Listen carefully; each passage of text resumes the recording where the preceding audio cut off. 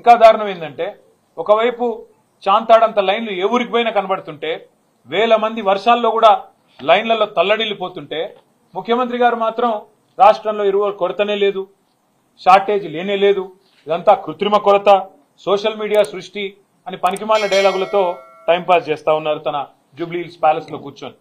క్షేత్రంలోకి వస్తే తెలుస్తుంది, ఊర్లు తిరిగితే సొసైటీల కాడికి పోతే రైతులను కలిస్తే దమ్ముంటే ఒక్కొక్క ముఖ్యమంత్రి గాని ఒక మంత్రి గారు గాని రైతుల కాడికి పోతే వాళ్ళ పరిస్థితి ఏందో వాళ్ళ బాధ ఏందో తెలుస్తుంది. నేను అభినందిస్తా ఉన్నా మా బీఆర్ఎస్ పార్టీ నాయకత్వం చాలా చోట్ల వాళ్ళ క్షేత్రస్థాయిలో రైతులకు అండగా నిలబడుతున్నారు, ఎక్కడికక్కడ ధర్నాలు చేస్తున్నారు. పార్టీ పిలుపునివ్వకపోయినా ఎక్కడికక్కడ రైతుల కోసం స్వచ్ఛందంగా వారికి అండగా నిలబడ్డ బీఆర్ఎస్ నాయకత్వాన్ని నేను అభినందిస్తా ఉన్నా. ఊరూరా రైతులు ఆధార్ కార్డులు పెట్టి వాటి మీద రాళ్లు పెట్టి క్యూ లైన్ లో చెప్పులు పెట్టి మరి రాష్ట్ర ప్రభుత్వానికి సిగ్గొచ్చే విధంగా ఇవాళ మీడియా ఆ దృశ్యాలు ప్రసారం చేస్తా ఉంటే కాంగ్రెస్ ప్రభుత్వం అవి కనబడనట్టు, రైతుల ఆక్రందనలు వినబడనట్టు, రాష్ట్రంలో కొరత లేదు అని సిగ్గులేని మాటలు మాట్లాడుతూ ఉన్నది. మొన్నటిదాకా విత్తనాల కొరత, తర్వాత సాగునీటి సంక్షోభం, కరెంటు కోతలు మరొక వైపు, కొనుగోళ్ల లేమి మరొక వైపు, ఇప్పుడు ప్రస్తుతం ఎరువుల కొరత. ఈ కాంగ్రెస్ ప్రభుత్వం యొక్క నిర్వాహకం వల్ల రైతుల్లో ఇవాళ వాస్తవానికి ఆగ్రహావేశాలు కట్టలు తెంచుకుంటా ఉన్నాయి. తిట్టని రైతులేడు ఈ ప్రభుత్వాన్ని, తిట్టని రైతులేడు, శాపనార్థాలు పెట్టని మహిళా రైతులు లేరు, వారి కుటుంబ సభ్యులు లేరు. ఒక ఎకరానికి ఒక ఆధార్ కార్డు మీద ఒకటే బస్తా అని చెప్తుంటే ఇవాళ అవస్థలు పడుతున్న రైతులు, రైతు కుటుంబ సభ్యులు. మొన్న నల్లవెల్లి అనే ఊరు, మన పరకాల దగ్గర నల్లవెల్లి అనే ఊరు, ఆ గ్రామంలో మా మాజీ ఎమ్మెల్యే ధర్మారెడ్డి గారు చెప్పారు మాకు, ఒక రైతు తన భార్య పేరు మీద తన కొడుకు పేరు మీద ఉండే ఆధార్ కార్డులు కూడా తీసుకొని 3 బస్తాలు తీసుకున్నాడు. తీసుకుంటే నాన్ బెయిలబుల్ కేసు పెట్టి వాళ్ళ కుటుంబ సభ్యులే, వాళ్ళేం దొంగలు కాదు, వేరే వాళ్ళకి తీసుకురాలే, వేరే దొంగతనం చేయలేదు, నాన్ బెయిలబుల్ కేసులు పెట్టి ఇవాళ జైల్లో ఆ రైతును పంపిన దుర్మార్గమైన ప్రభుత్వం ఇవాళ రేవంత్ రెడ్డి గారి ప్రభుత్వం. ఇంత జరుగుతున్నా రేవంత్ రెడ్డి గారు మాత్రం పత్తా లేరు, కనీసం ఈ అంశం మీద మాట్లాడతలేరు.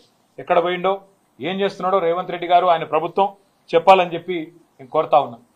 24 గంటలు బురద రాజకీయాలు, బురద జల్లడం తప్ప రైతులకు పనికొచ్చే ఒక్క పని కూడా ఈ ప్రభుత్వం చేస్తలేదు అనేది వాస్తవం. ఇంకొక అనుమానం కూడా మాకుంది, కాంగ్రెస్ నాయకులే చాలా మంది చాలా చోట్ల బ్లాక్ మార్కెటింగ్ కూడా చేస్తున్నారనే అనుమానం కూడా మాకుంది. లేకపోతే ఇంత షార్టేజ్ రాదు. కేసీఆర్ గారు ఉన్నప్పుడు 10 ఏళ్లు ఎన్నడూ ఒక్కరోజు కూడా రైతుకు అవస్థ ఉండదు ఎరువుల కోసం. కాంగ్రెస్ రాగానే ఎందుకు స్టార్ట్ అయింది ఇట్లా సడన్ గా? బఫర్ స్టాకులు పెట్టుకునే విధానం కానీ ఇంకోటి కానీ ఆ నైపుణ్యం కానీ అధికారులకు ఉంది. అధికారులను పనిచేయనిస్తే వాళ్ళు బ్రహ్మాండంగా చేస్తారు. కానీ మా అనుమానం అయితే ఖచ్చితంగా ఈ బ్లాక్ మార్కెటింగ్ ఏదైతే జరుగుతున్నదో, ఇవాళ బ్లాక్ మార్కెట్ లో ఎరువులు అమ్ముతున్నారో దాని వెనుక కూడా కాంగ్రెస్ వాళ్ళు ఉన్నారనేది మా అనుమానం. ఈ విషయంలో కూడా రైతులు అప్రమత్తంగా ఉండాలని చెప్పి కూడా కన్ఫ్యూజన్ క్రియేట్ చేసి ఇలా రాక్షసానందం పొందుతున్న టీఆర్ఎస్ పార్టీ, భారతీయ జనతా పార్టీలను ఏమనాలని అడుగుతా ఉన్నాం రైతుల సాక్షిగా. రైతుల సంక్షేమానికి తెలంగాణ ప్రజాపాలన ప్రభుత్వం 100% కట్టుబడి ఉంది.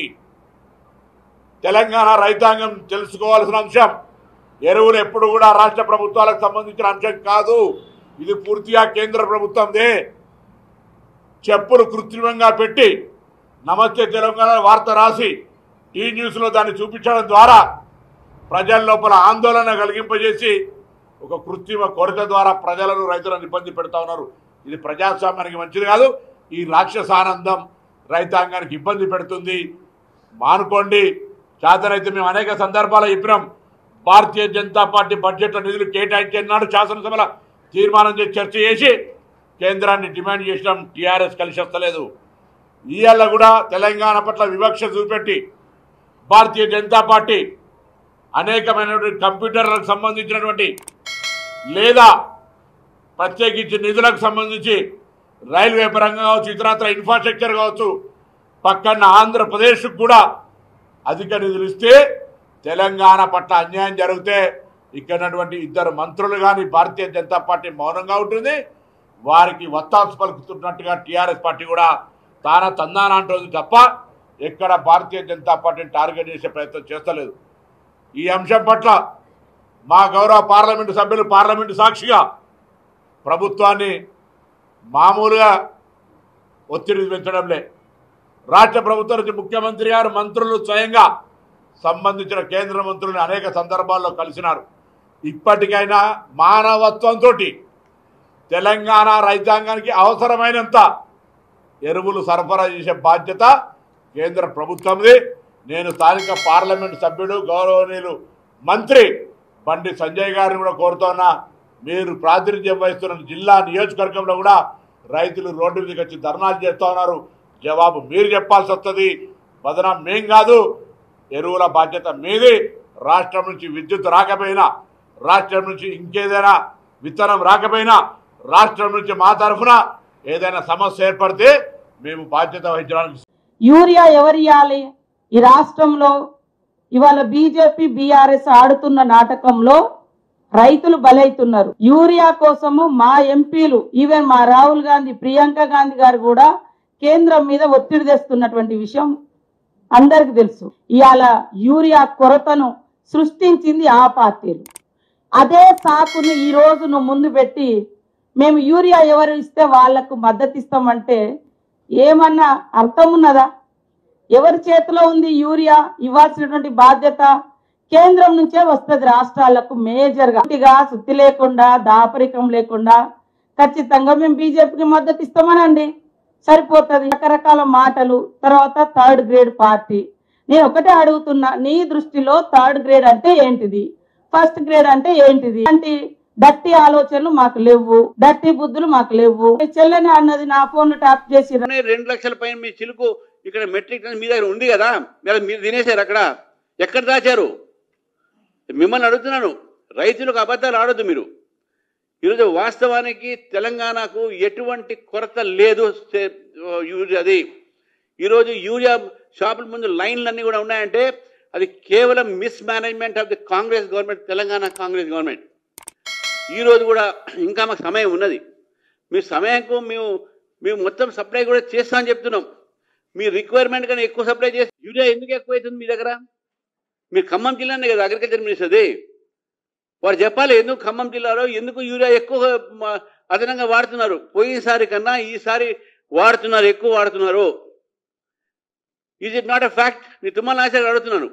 లాస్ట్ ఇయర్ కింద ఖమ్మంలో ఈసారి ఎరువులు అంటే ముఖ్యంగా యూరియా ఎక్కువ వాడారా లేదా? ఇది మీరు చెప్పరు. ప్రజలకు అబద్ధాలు ఆడుతున్నారు. మేము బలవంతం చేసిన కూడా వచ్చినాయి. బలవంతం కాదు, మీకు వస్తున్నాం. తెలంగాణ కాదు, దేశవ్యాప్తంగా కూడా ఎక్కడ కూడా యూరియా కొరత అనేది లేకుండా నరేంద్ర మోదీ గారి ప్రభుత్వం ప్రయత్నం చేస్తుంది.